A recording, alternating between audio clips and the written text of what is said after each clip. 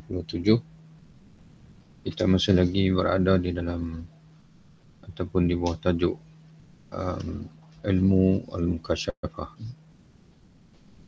Ilmu jalan ke akhirat, kata Imam Al-Ghazali rahimahullah, terbahagi kepada dua, iaitu ilmu al-mukasyafah dan yang keduanya adalah ilmu al-muamalah. Dan Imam Al-Ghazali menyebutkan sebelum ini ilmu al-mukasyafah adalah ilmu yang tertinggi dan merupakan ilmu batin. Dan insyaAllah sambungan pembacaan kita pada hari ini pun masih lagi dalam penjelasan Imam Al-Ghazali rahimahullah berkait dengan ilmu al-mukasyafah. Kata Imam Al-Ghazali rahimahullah, na'afadallah bi'ulumi fidaraini amin. Kami maksudkan dengan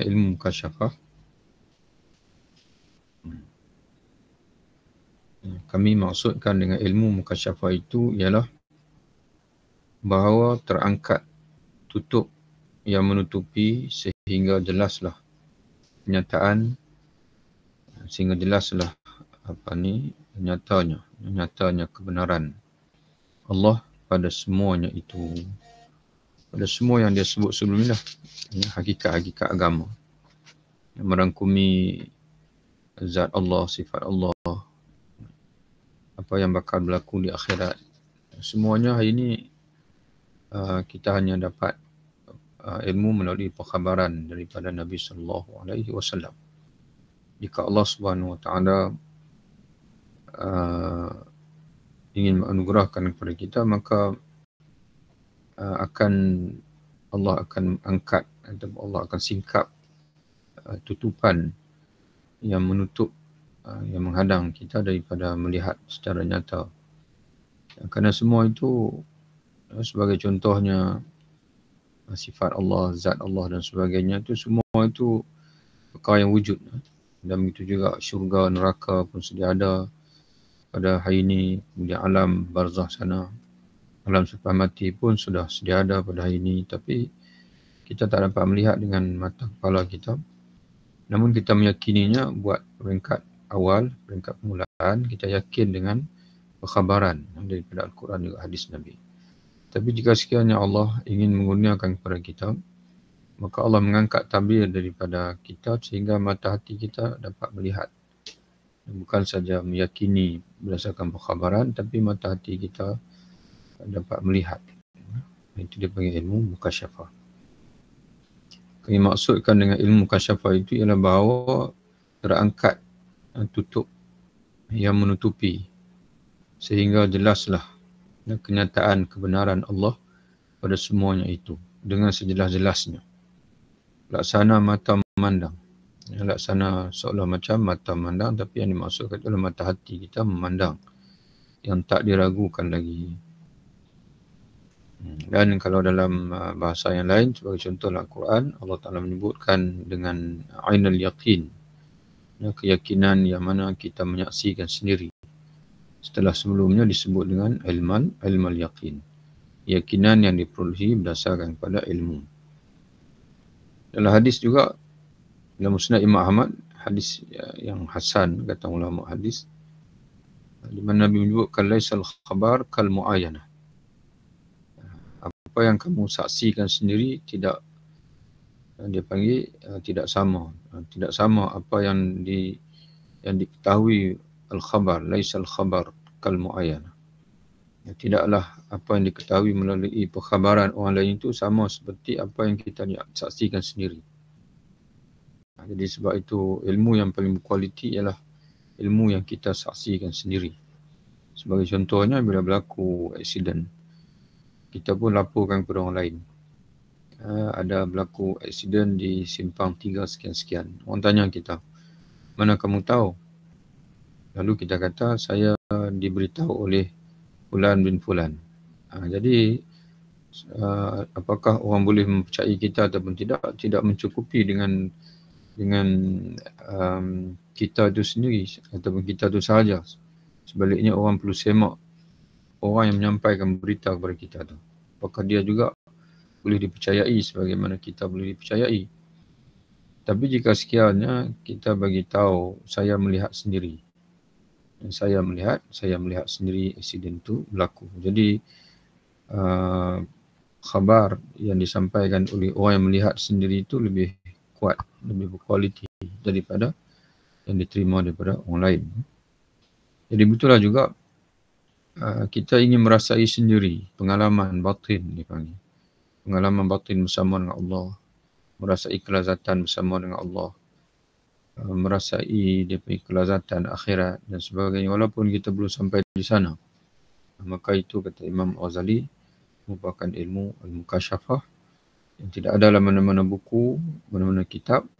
Kalau ada pun sekadar pengalaman orang lain yang mana dia menceritakan kepada kita. Namun hakikat sebenarnya itu kita sendirilah yang perlu merasainya. Hal yang demikian itu mungkin pada diri. Suatu yang mungkin, memang tidak mustahil. Berlakunya Allah mengangkat tabir daripada hati manusia itu, kata Imam Ghazali, hal demikian itu mungkin. Ini tidak mustahil pada diri manusia. Ya, walaupun manusia bukan malaikat, tapi tak mustahil, boleh berlaku. Sekiranya, tapi dengan syarat, kata Imam Ghazali, tidak cermin hatinya telah tebal dengan karat. Dengan syarat dia panggil cermin hati manusia itu tidak diselaputi oleh karat yang tebal dan kotor dengan kotoran dunia. Yang tidak dengan syarat hatinya itu bersih, bersinar, yang tidak diselaputi oleh karat-karat dan kotoran duniawi. Sesungguhnya kami maksudkan dengan ilmu jalan ke akhirat ialah ilmu mengenai, jadi oleh kerana ilmu kasyafah ini dia masuk dalam satu cabang, bahkan cabang yang paling tinggi, ilmu jalan ke akhirat, dan cabang bawah daripada itu adalah ilmu muamalat. Walaupun ilmu muamalat Imam Ghazali akan cerita selepas ini. Walaupun ilmu muamalat itu cabang bawah, tapi tak akan mencapai ilmu mukasyafah melainkan kena melalui ilmu muamalah. Jadi kata Imam Ghazali, sungguhnya kami maksudkan dengan ilmu jalan ke akhirat ialah ilmu mengenai cara menggosok, dan tulis itu, cara menggilak cermin tersebut. Jadi untuk menuju ke akhirat, bagi mendapatkan sama ada ilmu muamalah ataupun ilmu mukasyafah, dia hanya diperolehi dengan hati yang bersih. Jadi untuk kita mendapat ilmu akhirat ini, mesti dengan caranya ialah dengan menggosok cermin tersebut, menggosok, menggilak cermin hati tadi dari kotoran tadi, iaitu karat dan juga kotoran duniawi yang menjadi dinding, ini hijab daripada Allah Subhanahu wa taala, daripada mengenal sifat-sifat dan af'alullah. Jadi tuan-tuan sekalian, dalam kitab Jawahir Al-Quran, Imam Ghazali menyatakan mengenal Allah SWT itu merangkumi mengenal zat Allah, mengenal sifat-sifat Allah, mengenal nama-nama Allah, dan juga mengenal af'alullah. Af'alullah iaitu kejadian-kejadian Allah atau makhluk-makhluk Allah, iaitu merenung makhluk-makhluk Allah, kejadian-kejadian Allah, di mana akan menyampaikan kita kepada meyakini kebesaran Allah, keesaan Allah, dan juga iradah Allah Subhanahu Wa Taala yang maha terlaksana. Jadi semua itu memerlukan kepada hati yang bersih, kalau tidak, hati kita tetap terdinding daripada Allah, daripada menghayati hatta af'alullah. Dipanggil akuan. Al-akuan ni af'alullah maknanya makhluk lah, kerana sekalian makhluk itu adalah kejadian Allah Ta'ala, hasil daripada iradah dan juga kudrah Allah Subhanahu Wa Ta'ala. Membersihkan, jadi bagaimana nak bersihkan hati itu, kata Imam Ghazali, itu membersihkan dan menyucikannya ialah dengan mencegah diri dari menuruti hawa nafsu dan dengan berpegang teguh dalam segala hal kepada ajaran Nabi alaihi salam. adapun kita ni Muhammad lah. Jadi sebab itu tuan-tuan sekalian, Imam Ghazali kita jumpa dia ulang banyak kali. Dan sebelum ni pun dia menegaskan orang yang ada dua sifat, dia tidak akan mendapat sedikit pun ilmu kasyafah. Yang pertama iaitu dia melakukan bid'ah, dan yang keduanya adalah dia sombong ataupun takbur. Di sini pun Imam Ghazali masih tekankan lagi. Membersihkan hati ini ialah dengan menyucikannya, iaitu dengan mencegah diri dari menurut hawa nafsu dan dengan berpegang teguh dalam segala hal kepada ajaran Nabi-Nabi. Itu bagi manusia secara umum lah. Tapi bagi kita ni kita sedia maklum lah. Iaitu pegang teguh dengan ajaran Nabi Muhammad SAW. Sebab itu ajaran Nabi Muhammad SAW ini dia terkandung dalam 3. Yang pertama Quran, hadis dan juga ijtihad para mujtahidin, para imam mujtahid. Jadi kerana itu bukan senang-senang kita boleh ikut. Sebab tu kita kalau ikut lain daripada Quran hadis, atas ketidakmampuan kita itu, kita perlu bertaklid, mesti bertaklid kepada orang yang benar-benar memahami Quran hadis. Itu disebut dengan imam-imam mujtahid. Sebab tu kita kadang-kadang berasa risau dengan umat Islam pada ini yang agak acuh tak berhati-hati. Orang panggil tangkap muat. Dalam bahasa Arab dia kata hatibul lailin. Orang yang mengutip kayu api pada waktu malam. Ikut dan lah, kalau dah lampu tak ada. Dia panggil, dia mengharungi malam gelap gulita untuk mengutip kayu api. Kalau yang dia kutip itu kayu api, mujur. Kalau dia kutip itu ketul-ketulan najis, tahi kaldai dan sebagainya, maka itu maknanya merugikanlah. Dia kutip benda yang bukan kayu api, tapi dapatlah sikit, tidak bahaya. Bayangkanlah kalau yang dia kutip itu, yang dia pegang itu kala jengking, yang dia pegang itu ular dan sebagainya. Jadi kerana itu orang barat, mereka sudah mengenal pasti sumber ilmu. Dan mereka tidak akan mudah-mudah menerima ilmu daripada sumber yang tak betul. Dia ada kepakaran di sini dan sebagainya. Tapi kita tengok orang Melayu ni, orang kita ini, dia boleh menerima ilmu daripada apa saja. Jadi menyebabkan akhirnya dia mendapat, dipanggil ilmu yang salah, dan dia melakukan, dia beramal tidak betul, akidah tidak betul, masuk unsur-unsur Syiah, unsur-unsur dipanggil pemikiran-pemikiran liberal, unsur-unsur dipanggil apa lagi, pluralism, sekular dan sebagainya, dan itu khurafat-khurafat dan sebagainya lagi. Cuba tuan-tuan bayangkan, ingat sungguh-sungguh Nabi SAW menyatakan man ata'arafan aw kahinan, barang siapa yang bertemu dengan tukang tilik ataupun tukang ramal dan bertanyakan satu tilikan dan percaya apa yang disampaikan, maka Allah akan menolak sembahyangnya selama 40 hari. Bayangkan, 40 hari kita sembahyang 40 hari, bayangkanlah 40 kali 5. Tapi kata Allah, kata Nabi tidak diterima sembahyangnya itu. Itu kerana itu berhati-hati. Dan mesti belajar itu. Sebab itu kita dalam tasawuf ni pun kita baca kitab Imam Ghazali. Kita kena sedia maklum, semua orang mengiktiraf bahawa Imam Al-Ghazali adalah seorang tokoh yang mana dia menguasai berbagai cabang ilmu dan juga di segi disiplin ilmunya sangat kuat. Jadi kerana itu ada pun kesilapan, contoh orang kata dalam kitab Ihya ini ada hadis dhaif, bahkan ada hadis palsu dan sebagainya, itu kelemahan manusia. Dan kelemahan itu sudah ditampung oleh para muhadisin, Imam Al-Iraqi, Zainuddin Al-Iraqi. Sebab itu tuan-tuan sekalian, ketika baca kitab Ihya Ulumuddin ini, kita tak tinggal walaupun sedikit ulasan Imam Zainuddin Al-Iraqi. Kerana kita tahu bahawa dalam bidang hadis ni kita juga perlu bertaklid, perlu mengikut pada muhadisin. Jadi itulah disiplin yang kita kena jaga sungguh-sungguh. Sebab Imam Ghazali sendiri pun menegaskan bahawasanya untuk membersih dan menyucikan hati ini ialah dengan mencegah diri dari menurut hawa nafsu dan mesti pegang teguh dengan segala hal, dalam segala hal. Bukan sikit-sikit, bukan tertentu, semua hal. Imam Ghazali kepada ajaran Nabi dan khususnya Nabi kita Muhammad SAW. Maka menurut apa yang cemerlang dari hati.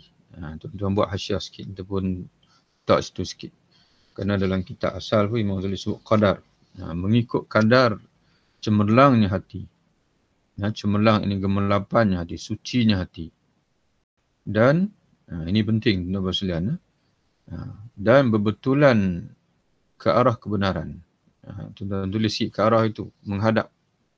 Jadi bergantung sejauh mana kadar bersihnya hati kita dan berbetulan pula hati kita itu menghadap pada kebenaran, nescaya bergemilanglah hakikatnya, yakni teranglah hakikat yang masuk dalam hati itu. Jadi hati kena bersih, satu. Yang kedua, hati ini kena menghadap kepada kebenaran. Al-haqqu min rabbik.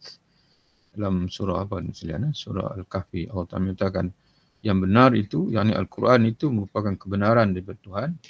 Mana hati menghadap kepada agama Allah, syariat Allah.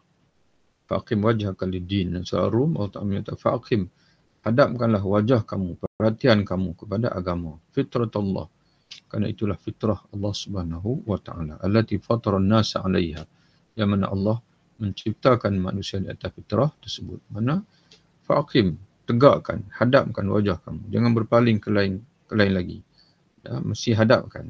Maka di sini Imam Ghazali kata, sejauh mana bersihnya hati kita dan berbetulan pula hati itu menghadap ke kebenaran, nescaya sejauh itulah, kadar itulah bergemilanglah, dipanggil cemerlangnya, jelasnya hakikat dalam hati tersebut.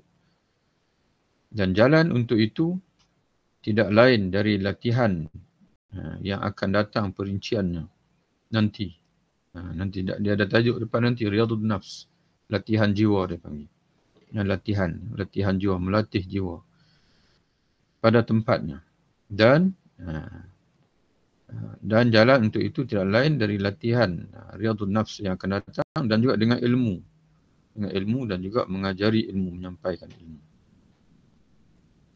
Bahkan bila sebut tentang pembetulan hati dan kebenaran, mana kemudian pantulan kebenaran itu, bila ada hati kita bersih ibarat cermin.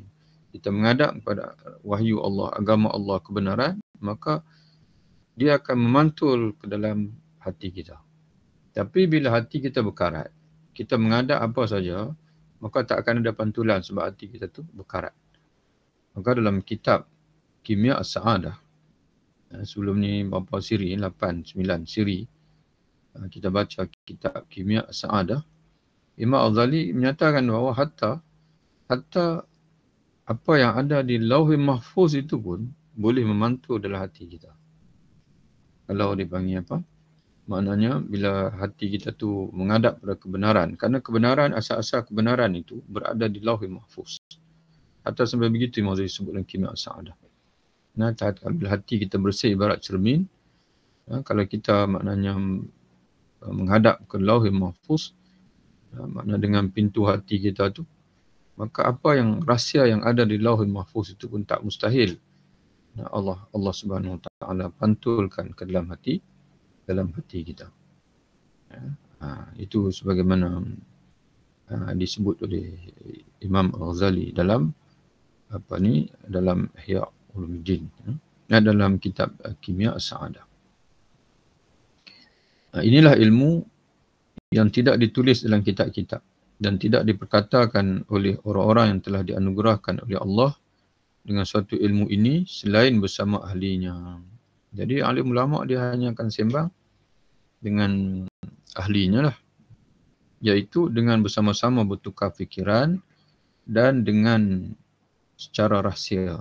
Ini kena pindah sikit, iaitu dengan rahsia-rahsia. Ya, kalau cara rahsia ni kalau dipanggil dalam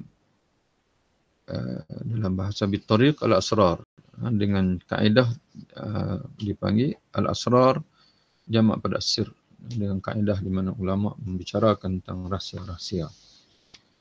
Jadi memang kita mungkin tak dapat ilmu mukasyafah begini, tapi dengan Imam Al-Ghazali dia berkongsi dengan kita sebuah sedikit dalam kitab ini, maka mudah-mudahan mana kita pun, mana sebab Imam Ghazali sebut di sini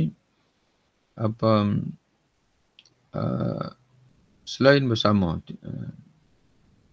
tidak diperkatakan oleh orang-orang yang telah dianugerahkan oleh Allah dengan suatu ilmu ini selain bersama ahlinya, iaitu dengan bersama-sama bertukar fikiran.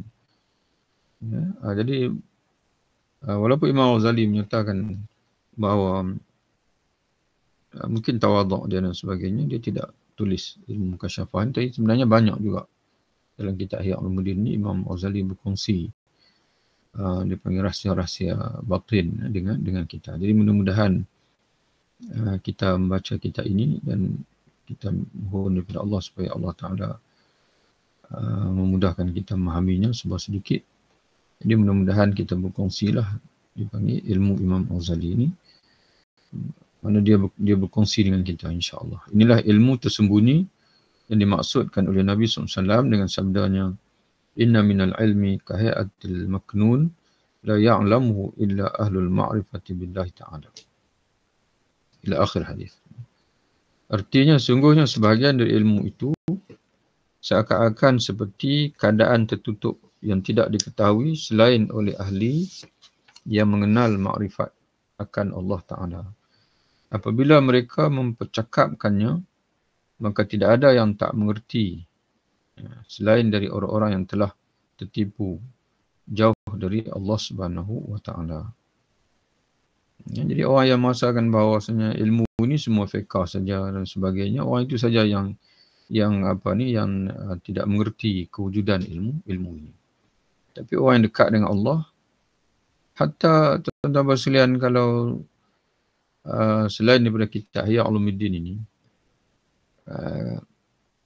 kalau sebagai contohnya kitab Madarijus Salikin Imam Al-Alamah Ibn Qayyim Al-Jauziyah, dia juga ilmu dipanggil memperkatakan tentang ilmu hampir sama ilmu kasyafah ini. Jadi semua orang yang hampir dengan Allah Subhanahu Wa Taala, dia menulis tentang hati, maka kita akan merasai dipanggil pengalaman-pengalaman batin yang tidak dirasai oleh ataupun tidak dapat ditulis oleh orang yang hanya berteori saja. Orang yang berteori saja. Dan kita sendiri mendapat melihat bagaimana Imam Al-Ghazali dia menulis, dia menjelaskan hakikat kebenaran yang kita merasakan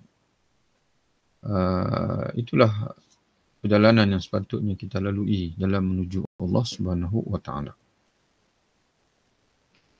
Jadi hanya orang yang tertipu saja, yang jauh daripada Allah, yang mencuba menafikan ilmu ini.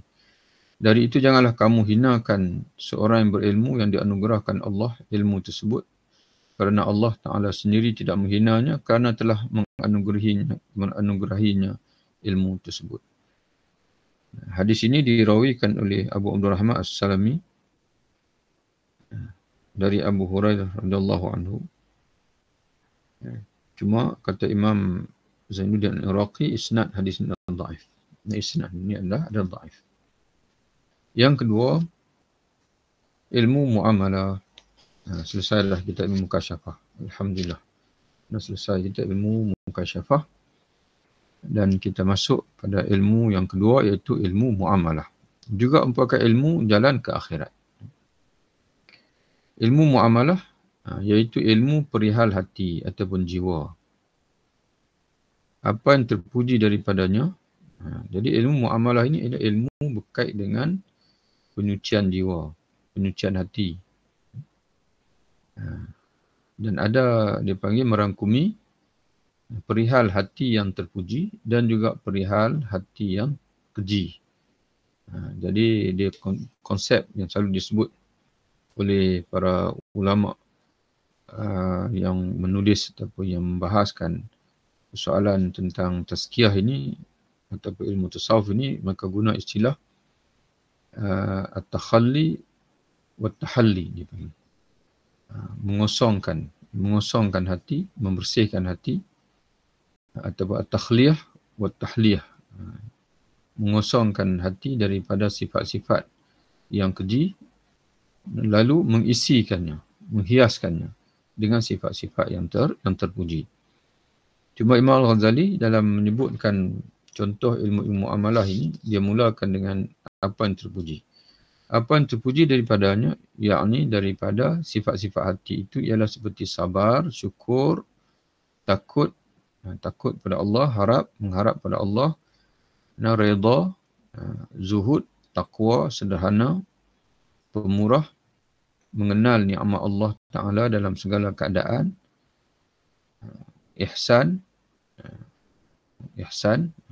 baik sangka, baik budi, bagus pergaulan, benar dan ikhlas. Maka mengetahui hakikat hal ini, batas-batasnya, mana apa hakikat dia? Apa hakikat sabar, apa hakikat syukur, apa hakikat takut, apa hakikat mengharap, apa hakikat redha, apa hakikat zuhud, taqwa.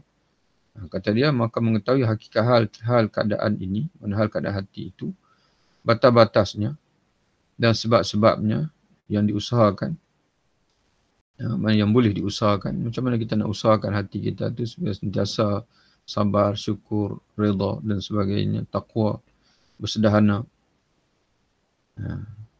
Hasilnya, apa hasilnya yang kita akan dapat? Tandanya, apa tandanya? Kalau hati kita tu ada syukur, ada sabar, tandanya apa? Kalau ada sabar, mana tak mengeluh. Kalau redha tu macam mana? Mana redha? Qanaah. Yang dia tidak, orang kata apa, tidak dia tidak menzahirkan perasaan tidak puas hati dan sebagainya. Itu tanda. Dan cara mengubati yang lemah daripadanya. Kalau lemahnya dalam hati kita itu sifat sederhana, bersederhana, macam mana kita nak mengubatinya? Kalau yang lemah sifat taqwa, macam mana nak mengubatinya? Kalau lemah sifat zuhud, macam mana nak mengubatinya? Sehingga menjadi kuat. Mana perlu diubati, kalau lemah perlu diubati sehingga menjadi kuat sifat itu. Dan yang hilang, macam mana kita nak mengubati yang hilang hingga kembali? Adalah termasuk sebahagian dari ilmu akhirat. Bagi semua itu masuk dalam sebahagian daripada ilmu-ilmu akhirat. Adapun yang tercela pula ialah mana sifat-sifat hati yang tercela yang perlu dibersihkan ialah takut miskin, marah kepada takdir, menukuh. Menukuh ni mungkin bahasa Indonesia, dalam bahasa Arabnya memang disebut al-ghil. Al-ghil ni iaitu khianat. Kita mengkhianati, kita khianat. Ataupun sakit hati, boleh juga al-ghili. Wala taj'al fi qulubina ghillan lil ladzina amanu. Janganlah engkau jadikan hati kami, ya Allah, dan perasaan khianat ataupun sakit hati kepada saudara kami sendiri.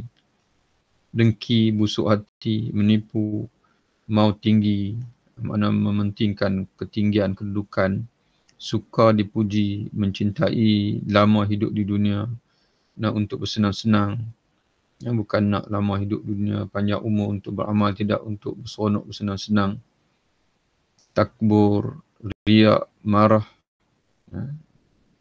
keras kepala, suka bermusuhan, amarah, loba, tamak, kikir, bakhil, gembira tidak pada tempatnya. Tak sepatut gembira dia gembira, patut dia bersedih, dia tak bersedih. Mana gembira dipuji padahal tidak ada pun sifat-sifat itu pada diri dia. Angkuh, cungkak, bangga dengan kekayaan di tangannya, menghormati orang kaya namun menghina orang miskin, gila hormat dan pangkat, suka berlumba secara tidak jujur, menyombong diri menerima kebenaran. Mana menyombong diri dari, tambah sikit itu, dari menerima kebenaran. Yang dipanggil apa? Dalam bahasa hadis Nabi sebut batrul haqi. Batrul haqi. Menyombong diri dari menerima kebenaran. Suka mencampur soal yang tidak penting. Mana tak perlu kita campur pun, tapi kita menyibukkan diri dengan perkara yang tak penting. Suka banyak bicara, memuji diri, menghias-hias budi pekerti, yang menghiasi-hiasi budi pekerti. Mana menunjuk-nunjuk lah. Berminyak air. Ini terjemahan ni wallahu a'lam bishawab. Mungkinlah, tapi dalam bahasa Arabnya al-mudahanah. Al-mudahanahnya itu ialah berlembut dengan orang lain semata-mata nak ambil hati dia, tidak jujur. Mana bermuka-muka lah. Bermuka-muka lah, mudahanah. ujub. Ujub maknanya bahasa takjub dengan diri sendiri. Asyik memperkatakan kekurangan orang, melupakan kekurangan diri sendiri, hilang perasaan gundah dan takut dari hati. Mana gundah dan takut pada akhirat, pada Allah, pada kemuliaan Allah dan sebagainya. Sangat menekan perasaan jiwa apabila tersinggung. Mana mudah terasa hati apabila ditegur dan sebagainya. Lemah hati daripada mencari kebenaran. Mengambil teman zahir dari musuh batin. Ini tuan-tuan kena buat hasyah ataupun kena tambah sikit. Dalam bahasa Arab, Imam Ghazali kata, ittikhadu ikhwanul alaniyah ala adawati sir. Mana berteman secara zahir, namun bermusuh dalam batin.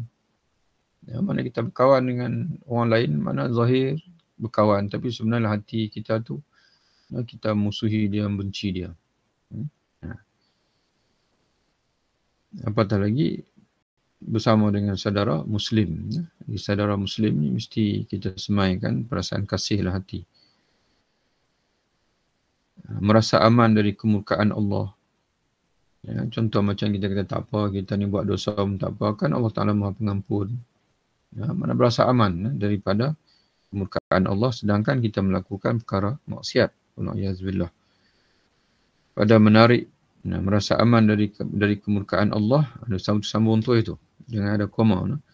Pada menarik apa saja dari pemberiannya. Maknanya Allah Ta'ala, mana dia bila murka, dia boleh tarik apa saja pemberiannya. Jangan kita ingat bahasanya bila kita melakukan maksiat kepada Allah, tapi Allah Ta'ala masih kekalkan kita sihat, masih kekalkan kita kaya dan sebagainya. Kita jangan berasa aman dari kemurkaan Allah, bahasanya Allah boleh menarik apa saja pemberian yang diberikan kepada kita. Bersandar kepada taat. Bila taat kepada Allah Ta'ala, bersandar kepada ketaatan.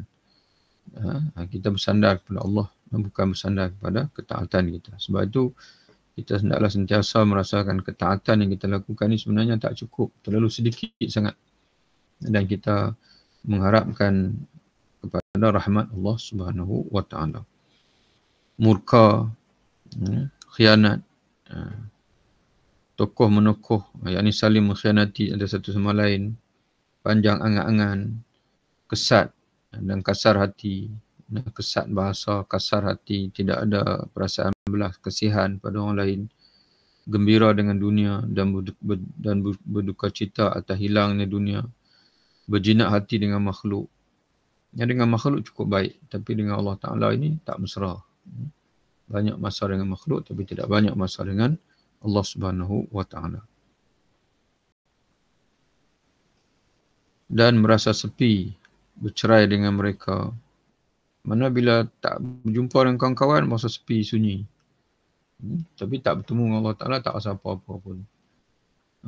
Jadi sebenarnya kita, sebab itu di sana ada satu ibadat, satu amalan dengan uzlah. Uzlah ni, kita bersendirian dengan Allah Subhanahu wa Ta'ala. Merasa sepi, bercerai dengan mereka, dengan makhluk. Tapi bila bercerai dengan Allah Ta'ala, tak rasa sepi, kaku, dan menceroboh. Banyak yang Ghazali sebut. Begitu terperinci. Penyakit-penyakit hati. Kaku. Kaku ni apa bahasa Arabnya?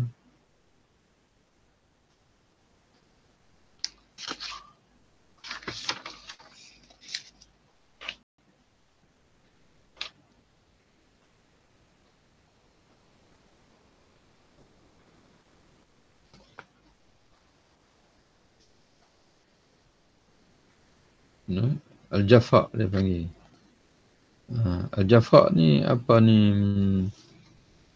Orang yang mempunyai hati kering. Mana hati kering? Mana dia tak erti bersedih. Tak erti bersedih. Maknanya apa kita nak sebut? Al-Jafa'.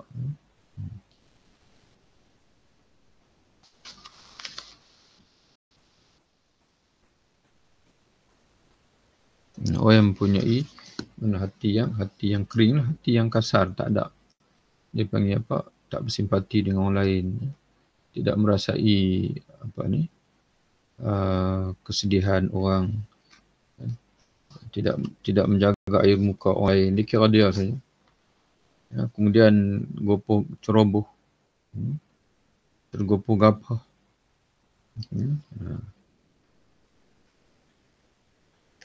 kurang malu, tidak malu. Al-haya'u minal iman, kata Nabi. Malu adalah sebahagian daripada iman. Dan kurang belas kasihan.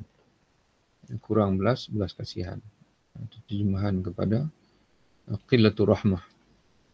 Ya, mungkin tuan-tuan tulis itu kurang simpati, kurang kasih sayang. Itu qillatu sedikit rahmah. Inilah dan seumpama ini dari sifat-sifat hati, yakni jiwa, menjadi sumber perbuatan keji. Jadi semua sifat-sifat tadi menjadi sumber perbuatan keji dan tempat tumbuh perbuatan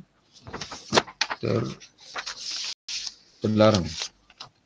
Lawan sifat-sifat keji tadi adalah budi pekerti yang terpuji, tempat memancar taat.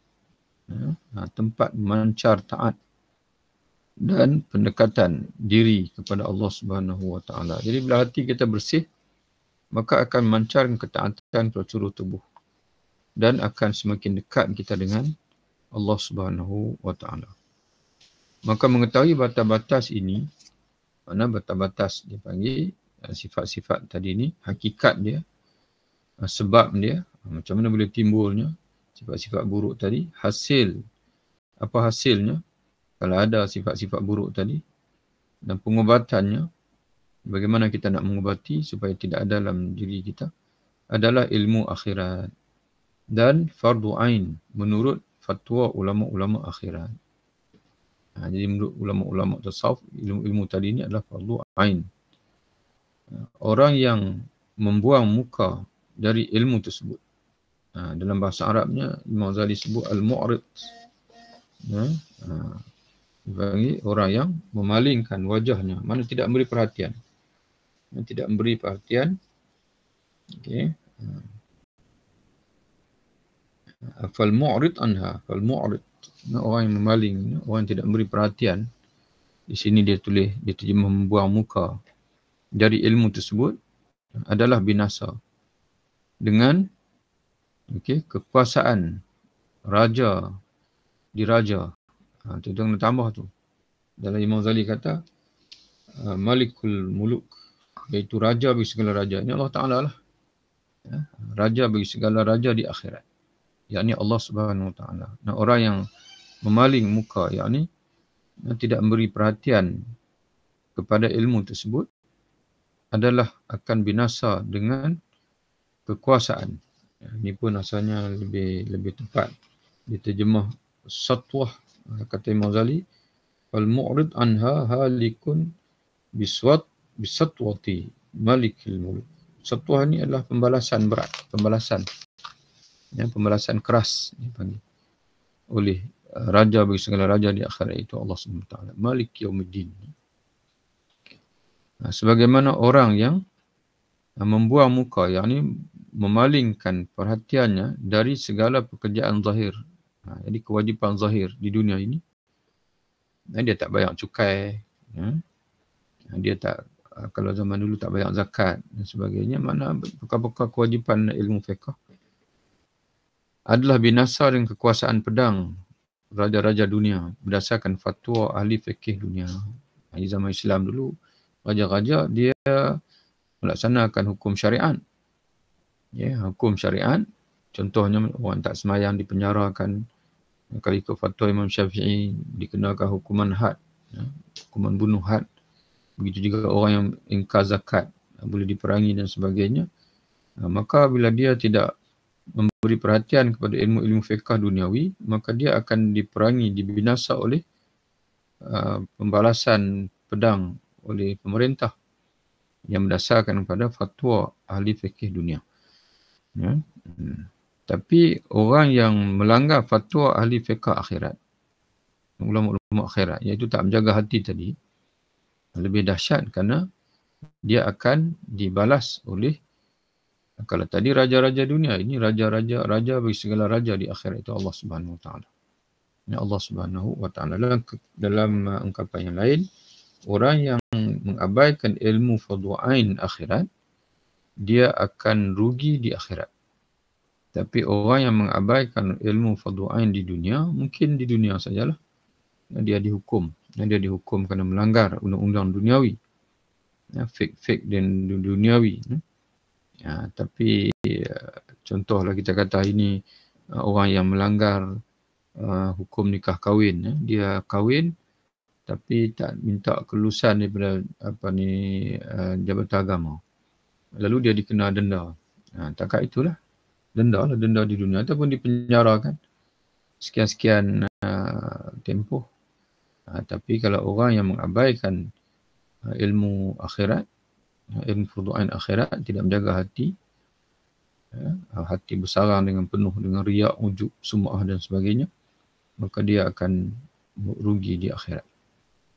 Jadi selepas ini Imam Al-Ghazali akan menyebutkan lagi bahawasanya ulama fiqh dia tidak mengambil berat ilmu fardhu ain akhirat ini, ilmu tentang hati ini, kerana mereka memberi penumpuan kepada ilmu fardhu ain yang bersifat luaran dipanggil. Jadi ala kulli hal, tuan-tuan sekalian, kita ini mesti sempurna ketiga-tiga cabang ilmu. Ilmu akidah, ilmu fiqh dan juga ilmu hati. Barulah dipanggil lengkap. Kerana kalau ada setengah orang dia terlalu menumpukan kepada tasawuf, dia tak ambil berat fiqh, amalan dia tak betul. Amalan dia tak betul, tak memenuhi rukun dan sebagainya. Jadi sebab itu tuan-tuan yang dirahmati Allah Ta'ala sekalian, mungkin Imam Al-Ghazali dia mengasak kita dengan ilmu akhirat ini, mungkin dia melihat sejak pada zaman dia lagi orang lebih bersibuk dengan ilmu fiqh tapi mengabaikan ilmu tentang hati ini. Menyebabkan ibadah yang mereka lakukan sebagaimana bahasa Imam Ghazali sendiri, iaitu ibadah yang tidak ada ruh, ibadah yang tidak ada ruh, yang kaku, yang tidak membuahkan, dia panggil, yang tidak membawa manusia untuk selamat di akhirat. Sekadar itulah kita hari ini, insya-Allah. Alhamdulillah, tuan-tuan sekalian, kita selesai ilmu mukasyafah dan kita masuk separuh pada ilmu muamalah, dan ada baki lagi tentang ilmu muamalah. Wallahu a'lam bishawab. Wabillahi taufiq. Assalamualaikum warahmatullahi wabarakatuh. Ya. Waalaikumsalam. Kita jumpa lagi insya-Allah. Jumpa ini. Terima kasih, Ustaz. Sama-sama insya-Allah.